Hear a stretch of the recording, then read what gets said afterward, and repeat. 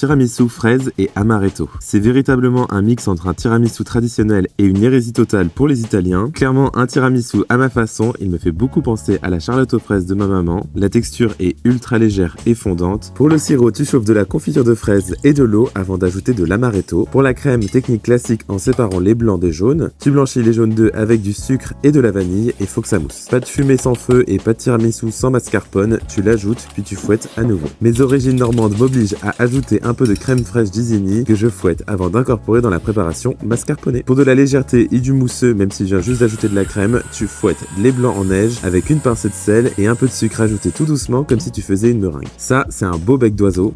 Tu incorpores une première partie de meringue au fouet, puis tu ajoutes le reste à la maryse sans trop détruire les bulles d'air. C'est l'heure de l'assemblage et il était temps. Tu imbibes des biscuits cuillères dans le sirop fraise amaretto. Tu positionnes tes fraises pour bien faire comprendre de quoi il s'agit, puis tu ajoutes plus de morceaux de fraises, un peu de sirop et enfin ta crème au mascarpone. Tu répètes l'opération en terminant bien évidemment avec une belle couche de crème. J'adore ce moment. Tu filmes, puis tu laisses prendre au frais avant de décorer avec toujours plus de fraises. Pour une fois de plus, bien rappeler que c'est un tiramisu à la fraise. La recette complète est déjà sur le blog si besoin, je te mets tout en description. On sent bien le goût de l'amande avec l'amaretto et on sent bien le goût des fraises bien sûr. C'est incroyable.